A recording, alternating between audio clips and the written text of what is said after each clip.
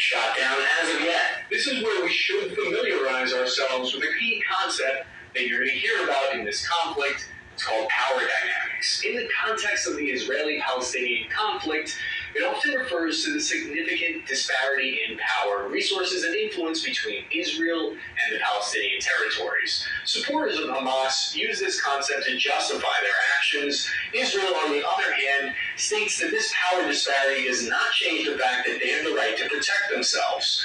For a nation of 9.3 million people in Israel, it can be very taxing and expensive to mobilize 300,000 troops for a long period of time. For context, they're surging to about a third the size of the U.S. military, and they have a population of 330 million people. This is part of the reason as to why the Israeli Defense Forces strategy is often built on the military concept called violence of action. Violence of action is a term that we use in the military to describe a particular mindset and tactical approach that emphasizes a few different factors: overwhelming force, speed, aggression, and decisiveness when engaging an adversary or executing an operation. It involves taking swift and aggressive action to gain a significant advantage over the enemy or opponent. This is the mindset that you need to have if you want to survive the brutality of close combat urban warfare. Part of the reason Israel does this is because taking 300,000 people out of their jobs, calling them up from the reserves, and out of their economy for a prolonged period of time will be draining on their economy. They're certainly capable of doing it, but it comes at a cost. One factor that can be limiting for the IDF is that their logistics may not be able to sustain a prolonged conflict at that number of activated troops at its current state, because it's not designed for this. Israel wants to end the conflict quickly and decisively. Hamas is going to try with their strategy to drag it out, hoping another front will open up in the meantime.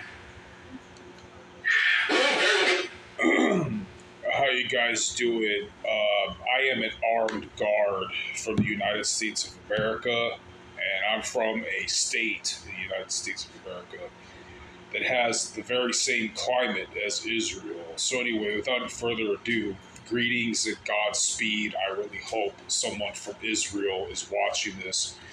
So, there's a security badge. Here's a cross of Jesus Christ. And I hope you guys can take me seriously for a second. See, I'm speaking on behalf of a lot of other middle-aged and young men who see the United States of America as a sinking ship. We don't really agree with the technocratic, liberal, Democrat, inflation, anti-Christian way of living that is being coerced upon our culture. And I would just like to say, on behalf of a demographic that I'm sure would be saying the same thing, if Israel, as I just showed you this video, that obviously the Saracen horde has always started a war of attrition with you guys, dear Israel, who in my religion I consider my older brother or the firstborn of Yahweh, the Lord Adonai. If you guys would like to preserve your economy and you guys need like an expendable force to be a deterring or answering force to foreign force, and if you guys are willing to hire me and other veterans, to be honest, I'm not a veteran, I'm just an armed guard. We have our own guns. If you provide the quarter, if you provide, the climate is good over there. No one's going to freeze to death. If you guys provide reasonable means to live out there on behalf of, I believe, many, we would be more than enthralled to go over there and help out by basically being a deterring and answering force to force. Now, I'm not claiming to be as professional as your military, and I too do Israeli carry with my Glock, but nonetheless, If you guys will patch us up or finish us off, if we fall in battle, if you guys provide reasonable quarter, if you guys provide enough salary to keep our cell phones on and our bellies full, and ammunition if we run out. Most of us, if not all of us, Yankees and rednecks, we have our own guns. And if you guys want to hire a foreign force for security, I would be very enthralled. I'm like a couple hundred or a couple $1,000s off of paying a car payment and having nothing to bind me to this country or way of life that's a sinking ship in many of our opinion.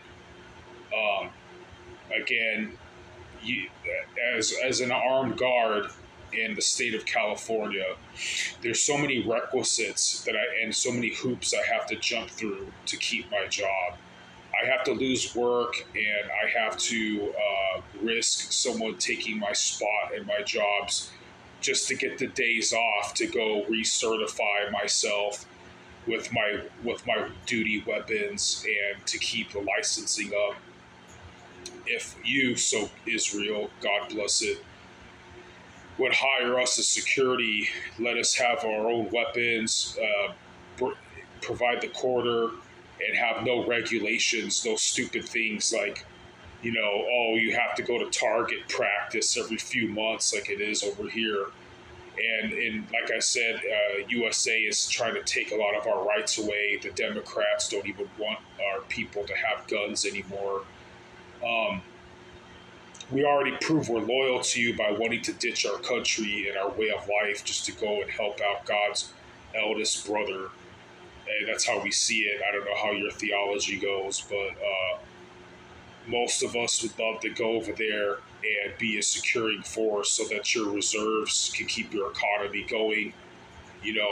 Provide us with leaders, sergeants or corporals or whatever guides that speak English. And most of us would love to learn some of your language and culture as long as you let us keep our Christian heritage and practices. I, for one, on behalf of, I believe, many, especially if you're hiring in such a way that I don't have to relicense myself just to keep my job, I would be thrilled to go over there and defend your people against the Saracen as efficaciously and safely as possible.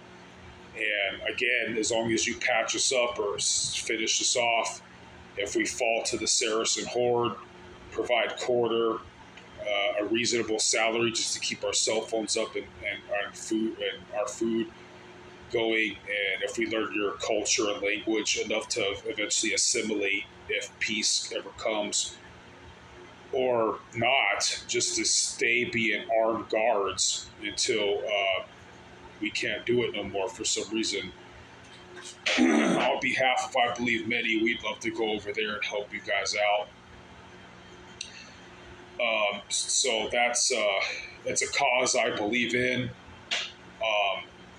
And Godspeed and God bless. I wish you guys the best. I have to say on behalf of my God, Jesus Christ, that he still loved you guys, and that if you were ever sick or in trouble, I'm sure you can always come to him anytime you want. And that he blessed and loved you guys all the way to his death. I have to iterate that. You can have your own beliefs, and thank you for letting me keep mine if I should go over there and be graced enough to help God's older siblings, or what's that, like firstborn son, against the Saracen horde. So again, guys, to recap, if Israel would hire a security force from other countries where we can keep our Christian heritage, our language, and have kind of our own quarter and stuff, as an armed guard who has to always go through or jump through hoops to keep my licenses up in a country that I'm not even in my own country that I'm not even liking anymore because of the liberals and the all the legalities that they're trying to make the Second Amendment, which is our right to own and have firearms, harder and harder and harder to have and to keep up with, and the licensing that I have to go through just to be an armed guard. If you guys just want people there who are strapped, who are down to answer some Saracen force for the preservation of your people and our lives in total, please comment and please consider that of opening a force and eligibility that your reserves can go back to work and make your economy keep going, as that video I was showing was detailing. And you can leave it up to us who want to be people who are patrolling with weapons ready at all times so that your economy can continue. And thank you very much, and Godspeed.